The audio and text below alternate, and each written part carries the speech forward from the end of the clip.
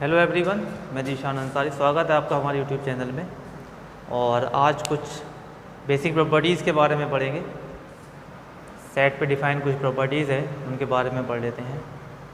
Number first, closure property.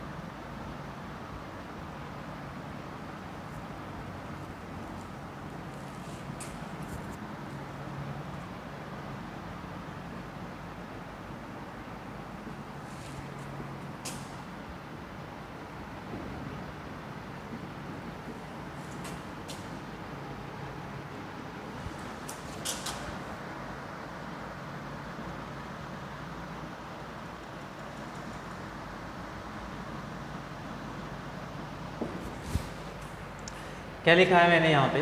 Late S be a non empty set and star be an operation, then S holds closure property with respect to star if for all A b belong to S implies a star b belong to S. इसका मतलब ये है कि जब भी हमें closure property show करनी है, उसके लिए हमें एक सेट की ज़रूरत पड़ने वाली है और एक ऑपरेशन हमें चाहिए।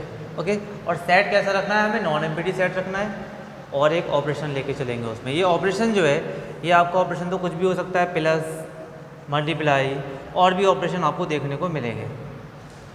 बट ऑपरेशन कोई भी हो, सेट कोई भी हो, जो क्लोजर प्रॉपर्टी है वो चेंज नहीं होती। जो उसका डेफिनेशन है, जो क्राइटेरिया है, वो सेम रहेगा हमेशा, हर सेट के लिए और हर ऑपरेशन के लिए। क्या कहते हैं? आपको यहाँ पे ज़्यादा फोकस करना है, इस पार्ट में आपको ज़्यादा फोकस करना पड़ेगा। सब कुछ यहीं पे छिपा हुआ है। S be an non empty set and star be an operation, then S holds closure property. S hold करेगा क्लोजर प्रॉपर्टी को विद रिस्पेक्ट टू ऑपरेशन। कभी भी आप ऐसे, जब भी आप किसी ने आपसे पूछा, आप किसी को बताते हैं अगर कि S hold closure property, then किसके रिस्पेक्ट में, आपको ये ज़रूर बताना पड़ेगा कि क्लोजर प्रॉपर्टी जो होल्ड हो रही है वो किस ऑपरेशन के रिस्पेक्ट में है। तो हमेशा सिर्फ सेट से काम नहीं चलेगा, आपको एक ऑपरेशन भी लेना पड़ेगा। तो यहाँ पे हमें with respect to operation star if, अगर ऐसा हो, कैसा? For all A b belongs to S implies a star b also belongs to S. मतलब एट रैंडम आपने कोई भी दो एलिमेंट सेट एस में से लिए, उन दोनों के बीच में ऑपरेशन लगाया। ऑपरेशन लगने के बाद में जो रिज़ल्ट आया वो हमारा उसी सेट में होना चाहिए। फॉर एग्ज़ाम्पल, मैंने एक सेट लिया 1 2 3, और मैं अगर बात करूँ इसमें ऑपरेशन, मैंने स्टार की जगह क्या ले लिया? देखो, स्टार की जगह मैंने यहाँ पे प्लस कंसीडर कर लिया है। यहाँ से दो एलिमेंट लेते हैं, 1 and 2 belongs to a, and इनका सम, आज ऑपरेशन लगाओगे दोनों के बीच में, तो 1 + 2 = 3 ऑल्सो बिलोंग्स टू ए। ठीक है, आपको लगा कि आपने दो एलिमेंट, एक पर्टिकुलर एलिमेंट उठाए 1 and 2 जो कि ए में बिलोंग कर रहे थे, उनका सम आपने लिया, यानी वो 3 मिला और वो बिलोंग कर गया ए में। तो आपको लगेगा कि ये क्लोजर प्रॉपर्टी होल्ड हो गई। बिल्कुल नहीं। सिर्फ एक दो पर्टिकुलर एग्जाम्पल लेकर आप कभी भी किसी को होल्ड नहीं करा सकते। पर्टिकुलर एग्जाम्पल लेकर कॉन्ट्राडिक्ट तो करते हैं, बट कभी भी होल्ड नहीं होता कोई भी रूल। तो होल्ड करने के लिए क्या लिखा हुआ है, इसको बहुत ही ज़रूरी, आप इस पे ध्यान दें। For all A b, at random कोई भी ए बी आप उठाएं, सारे ए बी के लिए फॉलो होना चाहिए। फॉर ऑल, सारे ए बी के लिए जो एस से उठाओगे तब तक उनका ऑपरेशन लगने के बाद जो रिजल्ट मिले वो एस में चला जाए। मतलब यहाँ से मैं कोई भी दो एलिमेंट उठाऊँ, जितनी बार उठा सकता हूँ, पॉसिबल है, उन सब का सम ए में ही जाना चाहिए। बट हुआ क्या, आप देखिए, मैंने 2 और 3 को अगर मैंने यहाँ से, जो कि ए में बिलोंग कर रहे हैं obviously, but 2 + 3 = 5 does not belong to A. तो इसको बोलेंगे जो हमारा सेट ए है does not hold closure property with respect to operation plus.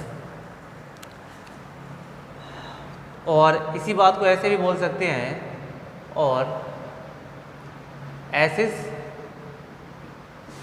Closed with respect to operation star. किसी ऑपरेशन के रिस्पेक्ट में उस सेट को क्लोज्ड भी बोला जाता है अगर वो क्लोजर प्रॉपर्टी को होल्ड करता है। तो ये थी क्लोजर प्रॉपर्टी की बात। अब कुछ ऐसे एग्जाम्पल जो क्लोजर प्रॉपर्टी को होल्ड करेंगे उसके लिए हम देखते हैं, जैसे कि set of natural number 1 2 3 up to so on. मैंने ऑपरेशन ले लिया है यहाँ पे प्लस का। क्या ये जो हमारा सेट है सेट ऑफ नेचुरल नंबर, इस ऑपरेशन प्लस के रिस्पेक्ट में क्लोजर प्रॉपर्टी को होल्ड करेगा? आप देख लीजिए, कोई भी दो नेचुरल नंबर आप लेते हैं तो हमेशा रिजल्ट में क्या बनेगा, एक नेचुरल नंबर ही मिलने वाला है। यहाँ पर हमें कोई सा भी आप उठा लें, कहीं से भी उठा सकते हैं, लेकिन हमेशा आपको दो नेचुरल नंबर का सम नेचुरल नंबर ही मिलने वाला है। तो it hold an holds closure property with respect to addition. Okay, ये फॉलो करेगा।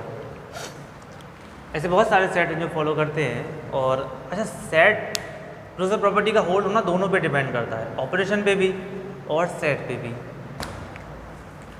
सेकेंड प्रॉपर्टी हम पढ़ने चलते हैं,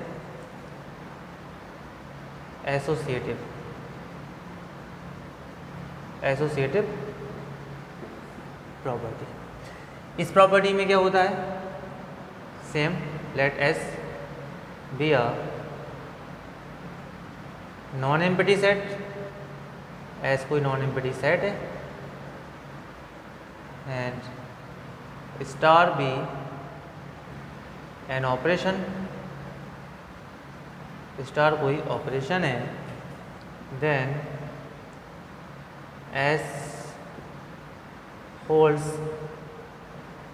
associative property if for all A B C belongs to S के लिए आपको क्या मिले, A star B star C equal to A star B parenthesis star C. Actually associative property बचपन में पढ़ी रखी है हमने ये सारी प्रॉपर्टीज़। करना क्या है, आपको इसमें 3 एलिमेंट उठाने हैं और 1-2 पर्टिकुलर एलिमेंट से 3 से काम नहीं चलेगा।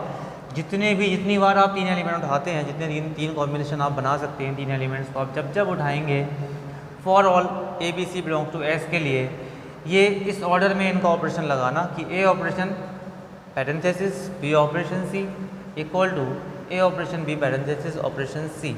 यहाँ पे हमने क्या किया, एसोसिएटिव प्रॉपर्टी में जो पैरेंथेसिस है उसका ऑर्डर चेंज कर दिया। पैरेंथेसिस का ऑर्डर चेंज करने पे वैल्यू पे कोई भी फ़र्क नहीं पड़ेगा। तो इस तरह की प्रॉपर्टी अगर होल्ड होती है किसी उसमें सेट में, किसी ऑपरेशन के रिस्पेक्ट में, तो हम बोलते हैं कि वो सेट एसोसिएटिव प्रॉपर्टी को होल्ड करता है with respect to that operation. Associative के लिए हम देखते हैं, कुछ एग्जांपल लेते हैं। Set of natural number 1 2 3 operation मैंने आज ले लिया मल्टीप्लाई, ठीक है ना, मल्टीप्लाई का ऑपरेशन ले लिया। तो क्या ये जो सेट ऑफ नेचुरल नंबर है ऑपरेशन मल्टीप्लाई के रिस्पेक्ट में एसोसिएटिव प्रॉपर्टी को होल्ड करेगा? ऑब्वियसली ऑलवेज करेगा। आप एट रैंडम एलिमेंट ले लीजिए 3। मैंने ये नहीं बोला कि इन 3 कौन से, ये ए बी सी, इनमें से कोई भी वैल्यू टेक कर सकते हैं, कोई सी वैल्यू ले सकते हैं। तो हमें क्या दिखाना है, and a multiply b multiply c then equal to b होगा, ऑलवेज होगा। नेचुरल नंबर में इससे कोई फ़र्क नहीं है कि आपने बी का सी से मल्टीप्लाई किया, बाद में ए से किया, यहाँ पे ए का बी का पहले मल्टीप्लाई किया, उसके बाद में सी से किया, इससे कोई फ़र्क नहीं पड़ेगा। ये for all A B c के लिए फॉलो कर जाएगा। यहीं पे मैं ऑपरेशन को अगर चेंज कर दूँ नेक्स्ट एग्जांपल में, एक ऑपरेशन जो है आपका स्टार, वो माइनस का ऑपरेशन हो जाए, माइनस हो जाए, तब भी सेट एस नेचुरल नंबर का सेट जो है वो क्लोजर प्रॉपर्टी को होल्ड करेगा। देख लीजिए करेगा या नहीं करेगा। If we take 1 and 2 and 3 belongs to, जब भी फेल कराने की बारी आती है तो हम एक पर्टिकुलर एग्जाम्पल लेते हैं। अगर फेल कराना होता है, मुझे लगता है ये फेल होगा, 9 belongs to n, 1 minus 2 minus 3 should be equal, if it is hold associative property, then it should be equal to 1 minus 2 minus 3. But in the left hand side we saw 2 minus 3 minus 1, and here minus 1 minus 3, this is plus 2, oh sorry,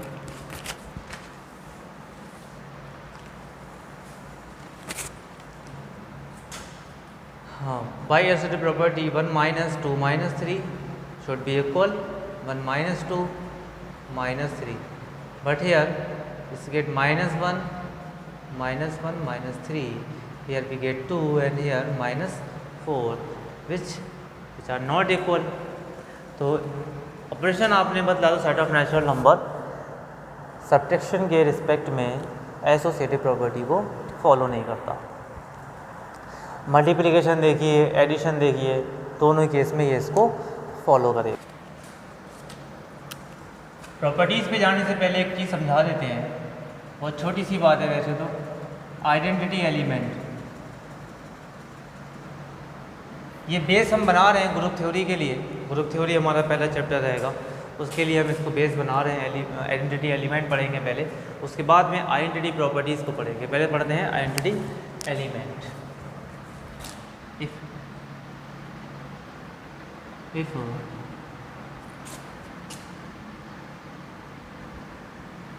if A belongs to S, then A plus 0 equal to A belongs to S. Here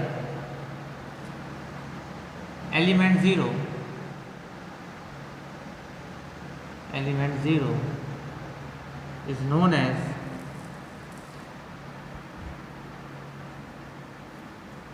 identity element with respect to addition। हमें इस set में कोई भी, हमने random एक set ले लिया S, उसका कोई एलिमेंट लिया और हमने देखा कि एक एलिमेंट हमें 0 है हमारे पास, जिस पे हमने उसको एलिमेंट को ऐड किया, वापस उसने उसी एलिमेंट को दे दिया जो कि हमारे सेट का एलिमेंट था। तो ऐसा करने वाला ये जो एलिमेंट है 0, ये किस नाम से जाना जाएगा? आइडेंटिटी एलिमेंट के नाम से जाना जाएगा।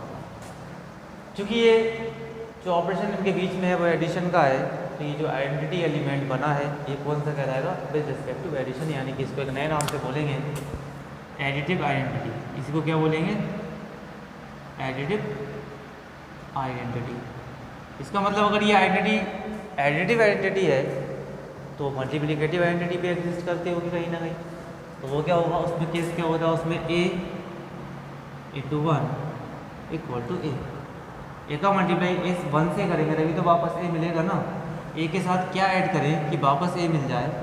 a के साथ ऐसा क्या ऐड किया जाए कि वापस a मिल जाए, वही नंबर वापस मिल जाए? ऐसा करने वाला एलिमेंट आइडेंटिटी एलिमेंट बोला जाता है। क्योंकि आपने एडिशन में किया है तो उसको बोलेंगे एडिटिव आइडेंटिटी। मल्टीप्लिकेशन में ऐसा कौन करेगा? ऑलवेज 1 करेगा, तो 1 is called multiplicative identity. Multiplicative identity. So फिलहाल आपको समझ आ गई बात की दो आइडेंटिटी होती हैं, 0 एंड 1। ये दोनों आइडेंटिटी एलिमेंट 0 एंड 1।